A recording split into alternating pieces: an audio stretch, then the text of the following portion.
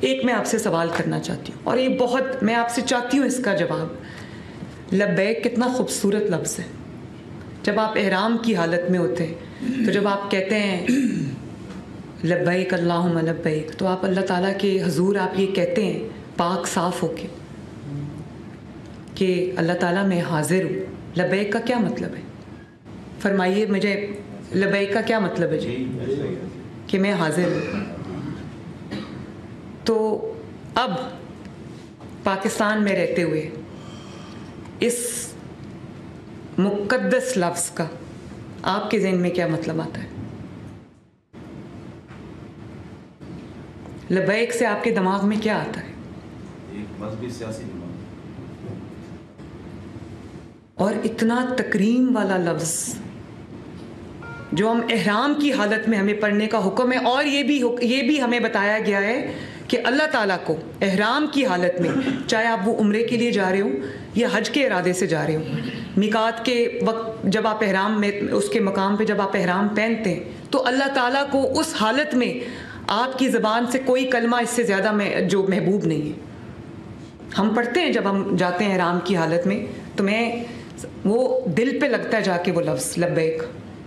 یقین مانیں اس کا جس طرح کبھی آپ اللہ اکبر کہیں اپنی کسی کیفیت میں، وہ ایسے دل پہ لگتا ہے جا کے، اسی طرح لبیک کا لفظ احرام کی حالت میں کیا ہے؟ اور جب آپ اذان کا جواب دیتے ہیں جس کے لیے اللہ تعالیٰ نے کئی لاکھ نیکیاں رکھی ہیں، تو جب آپ حی علی الصلاۃ حی علی الفلاح کہتے ہیں تو آپ دل میں آپ کو کیا کہنے کا حکم ہے؟ لبیک کہنے کا حکم ہے کہ اللہ تعالیٰ میں حاضر ہوں۔ تو آپ سوچیں کہ اس لبیک لفظ کو جب آپ چھوڑ دیں، کیا آپ لبیک کے بارے میں سوچیں آپ کے ذہن میں پہلا خیال کیا آئے گا؟ آپ کے ذہن میں پہلا خیال جو آئے گا وہی میرا مقصد ہے آج کی بات کرنے کا۔ اور میں آپ سب سے یہ ہاتھ جوڑ کے ریکویسٹ کرنا چاہتی ہوں، آپ کی بیٹی کے طور پہ، آپ کی بہن کے طور پہ، کہ اپنے آپ کو، اب دیکھیں جماعت اسلامی کے ساتھ میرا اختلاف ہو سکتا ہے، سیاسی اختلاف، جو JUIF ہے یا اور بھی جتنی بھی مذہبی جماعتیں ہیں، میرا سیاسی طور پہ میں ان سے ایگری کرتی ہوں یا نہ کرتی ہوں، آپ بھی مفتی منیب الرحمان صاحب، ان کو بھی میں نے پوچھا، میں نے کہا کہ کبھی آپ جتنے حضرات بیٹھے ہیں یہاں پر، اہل تشیع کے لوگ بھی شامل ہیں، اور بہت ایک محرم میں ایک ایکسٹینسو ایک ایکسرسائز ہوتی ہے، میں نے آج تک نہیں دیکھا کہ کسی نے کوئی کیلوں والا ڈنڈا آپ حضرات میں سے کسی نے اٹھایا ہو، راغب نعیمی صاحب یہاں پر موجود ہیں، یا کسی نے یہ کہا ہو، آج تک میں نے آپ حضرات کی زبان سے ممبر پہ کھڑے ہو کے میں نے کبھی یہ سنا ہی نہیں کسی سے کہ کوئی یہ کہتا ہو اس کو مار دو، اس کو جلا دو، راستہ روک دو۔ اور دیکھیں کس لیے؟ غزہ کے لیے۔ ہم سب مسلمان ہیں، ہمارا اور دل جو ہے وہ غزہ کے، فلسطین کے مسلمانوں کے لیے دھڑکتا بھی ہے، دکھتا بھی ہے۔ اور مجھے جو امت مسلمہ کی جو جتنے بھی پاورز ہیں اس وقت، انفلوئنشل لوگ ہیں، ہم سمیت، مجھے شکوہ ہے اپنے آپ سے بھی کہ ہم وہ توانا آواز نہیں بن سکتے یا بن سک رہے جو ہمیں بننا چاہیے، کہ جس طرح وہ سب اکٹھے ہو جاتے ہیں ظالم جو ہیں، اور فلسطین میں جس قسم کے مناظر ہم سوشل میڈیا پہ جو ویڈیوز آتی ہیں، جس قسم کے میں آنیسٹلی وہ شاید قیامت ہے ان لوگوں کے اوپر گزرتی ہے، لیکن جب ایک حل دنیا کے سامنے آیا اور غزہ کے، فلسطین کے مسلمانوں نے جب اس کو نہ صرف سیلیبریٹ کیا بلکہ خوشی منائی کہ ان کے اوپر جو ظلم کی ایک داستان تھی وہ ان کو لگا کہ اب ہمیں ریلیف ملے گی، وہ خوشی منا رہے تھے، دنیا شکر ادا کر رہی تھی کہ کچھ بھی ہوا، کم از کم کوئی معاملہ جو ہے وہ سلجھنے کی طرف جانے لگا ہے، یا کم از کم ان کے اوپر جو ڈیلی جو مظالم ہوتے ہیں وہ بند ہوں گے، جو ہیومن رائٹس کی وہاں پہ وائلیشنز ہوتی ہیں وہ کم از کم بند ہوں گی، بچے وہاں شہید نہیں ہو رہے ہوں گے، خواتین اور مرد وہاں شہید نہیں ہو رہے ہوں گے، یا لوگ بھوکے کم از کم نہیں مر رہے ہوں گے۔ تو ہم یہ خوش ہوئے، تمام مسلمانوں کو خوشی ہوئی اور ایک امید کی کرن جاگی کہ شاید انشاءاللہ تعالی بہتری کے اب کوئی آثار نظر آئیں گے۔ تو جب فلسطین میں لوگ خوشی منا رہے تھے، یہاں پر اعلان کیا گیا کہ ہم اسلام آباد پہ چڑھائی کریں گے فلسطینیوں کے لیے جو خوشی منا رہے تھے۔ تو مجھے یہ بتائیے کہ کیا یہ آپ جینوئنلی یہ سمجھتے ہیں کہ فلسطینیوں کے لیے وہ مظاہرہ کیا گیا تھا یا مظاہرہ پلان کیا گیا تھا؟ اور ہم نے تو اتنا بڑا یہ ہنگامہ چلا، میں نے ایک بار آپ سب مجھے گواہی اس کی دیں گے، ہو سکتا ہے میں غلط ہوں، ایک بار میں نے کسی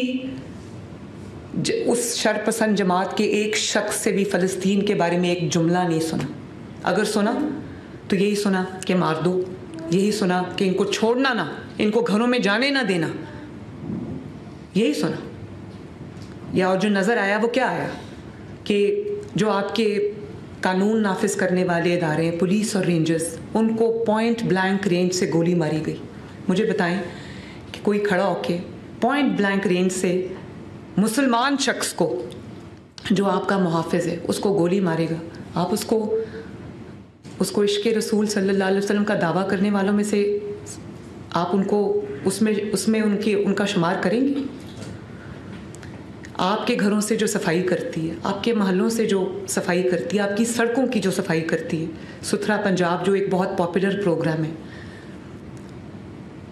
صفائی نصف ایمان ہے، اس کے لیے مجھے کچھ آپ کو بتانے کی ضرورت نہیں ہے۔ وہ گاڑیاں جن کو عوام کے ٹیکس پیئر کے پیسے سے خریدا گیا، جو آپ کے گلی محلے صاف کرتے ہیں، آپ کے شہر صاف کرتے ہیں، ان گاڑیوں کو آگ لگائی گئی۔ وہ لوگوں کے خون پسینے کی کمائی ہے جس سے ایک خدمت انجام دی جا رہی تھی، اللہ تعالیٰ کے اور نبی صلی اللہ علیہ وسلم کے احکامات کی روشنی میں صفائی کی جا رہی تھی۔ وہ آپ کے ماحول کو خوبصورت بنانے والے لوگ ہیں، وہ گاڑیاں اور وہ جلا دی گئی، وہ راستے بند کر دیے گئے، لوگوں کو اس قدر مشکل پیش آئی۔ میرے لیے بہت تکلیف دہ تھا کہ وجہ کہ ہم نے اسلام آباد میں جا کے ایک سفارت خانے پہ چڑھائی کرنی۔ تو دیکھیں، ہم کسی ملک کی کسی جو فلسفی ہے، عقائد ہیں، ہم اس سے اگری کریں یا نہ کریں، جو پاکستان میں ہمارے زیر سایہ، ہمارے ملک میں، ہماری دھرتی پہ اگر کوئی آ کر یہاں پر رہتا ہے تو اس کی جو حفاظت ہے وہ ہم سب کی ذمہ داری ہے۔ ہم کیا ایک امپریشن لوگوں کو دیتے ہیں کہ چڑھائی کر دو؟ پوری دنیا میں سفارت خانوں کا احترام کیا جاتا ہے، سفارت خانوں کو پروٹیکشن پرووائڈ کی جاتی۔ تو میں آپ سے یہ پوچھنا چاہتی ہوں کہ حکومت اس میں کہاں غلط ہے؟ مفتی صاحب نے فرمایا کہ ہمیں تحمل کا مظاہرہ کرنا چاہیے۔ 2.25 سال ہو گئے، ہر دفعہ کوئی نہ کوئی واقعات ہوتے، میں بہت تحمل کا مظاہرہ کرتی ہوں، کیونکہ مجھے پتہ ہے کہ وہ صرف ایک شرپسند جماعت نہیں ہے، اس نے لوگوں کے ذہنوں میں کو زہر آلود کیا ہے، اس نے لوگوں کو یہ بتایا ہے کہ یہ مذہب کی بات ہے، حالانکہ وہ مذہب کی بات نہیں ہے۔ میں خود جانتی ہوں کہ ایک ریڑھی والا جو فروٹ بیچتا تھا، اس کو صرف اس لیے اٹھا کے مارا گیا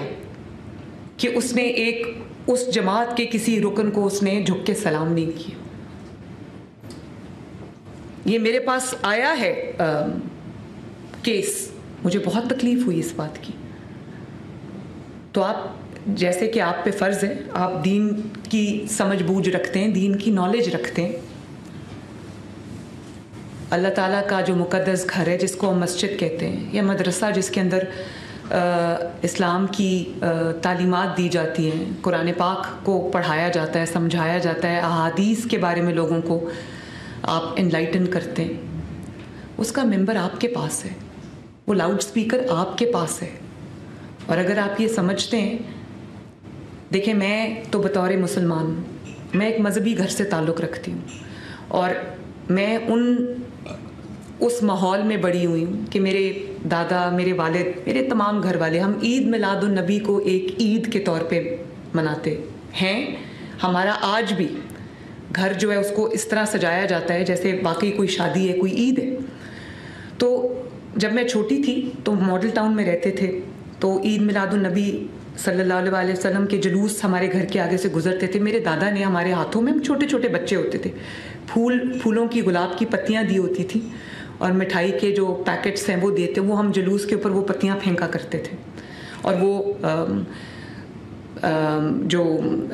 مٹھائی ہے وہ جلوس میں تقسیم کیا کرتے تھے۔ تو میری تو اس قسم کی ماحول میں میری پرورش ہوئی ہے. مجھے تکلیف ہوتی ہے یہ دیکھ کے کہ کوئی عشق رسول صلی اللہ علیہ وسلم کا دعوے دار جو ہے وہ کام کر رہا ہے جو بالکل نبی صلی اللہ علیہ وسلم کے احکامات کے منافی ہے. اور آپ سب کو میری آپ سے یہ گزارش ہے کہ یہ بھی حدیث ہے نا کہ ایمان کا سب سے کمزور درجہ یہ ہے کہ دل میں برا جانے. ہم سب دل میں برا جانتے ہیں, بات نہیں کرتے سامنے آ کے, کسی نہ کسی خوف کی بنا پہ ہم لوگ بات نہیں کرتے. یہ بات کی جانی چاہیے. آپ اپنے آپ کو تمام مذہبی جماعتوں کو اس سے اپنے آپ کو علیحدہ کرنا ہے, اور ان کے جو فالوورز ہیں جس کے اندر بہت کوئی انوسنٹ لوگ بھی ہیں جو دین کی محبت میں